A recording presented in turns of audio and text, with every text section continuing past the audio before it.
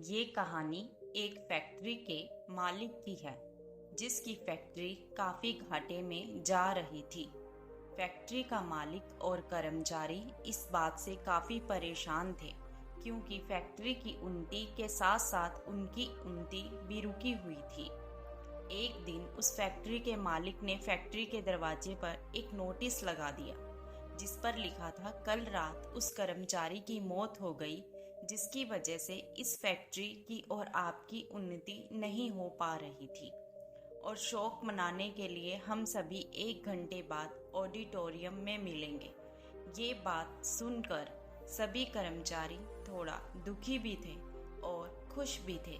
दुखी इसलिए थे क्योंकि उनके साथ का ही कोई अब इस दुनिया में नहीं रहा, लेकिन वो इस बात से खुश भी थे कि अब वो व्यक्ति नहीं रहा जिसकी वजह से उनकी और उनकी फैक्ट्री दोनों की उन्नति नहीं हो पा रही थी। और हर कर्मचारी यह भी देखना चाहता था कि आखिर वह व्यक्ति था कौन। 1 घंटे बाद सभी कर्मचारी ऑडिटोरियम में पहुंच गए। ऑडिटोरियम में एक ताबूत रखा हुआ था और बारी बारी से सभी कर्मचारियों को उस व्यक्ति को देखने का मौका मिला। लेकिन जब भी कोई कर्मचारी उस ताबूत के अंदर देखता तो वो मायूस हो जाता और सर झुकाकर वहां से चला जाता, क्योंकि उस ताबूत के अंदर एक आईना रखा हुआ था। जो कोई भी उसके अंदर देखता था तो उसे अपना ही चेहरा नजर आता। उस ताबूत में खुद को देखकर कर्मचारी ये बात समझ गए कि फैक्ट्री की उन्नति किसी और कारण नहीं बल्कि उन्हीं लोगों की वजह से कम हो रही थी जो उस फैक्ट्री में काम करते हैं।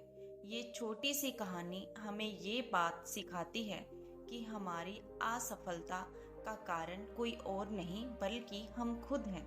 इस बात से फर्क नहीं पड़ता कि आप किसी फैक्ट्री के लिए काम करते हैं या फिर आपकी खुद की फैक्ट्री है। फर्क इस बात से पड़ता है कि आप अपने काम को कितनी लगन और मेहनत से करते हैं।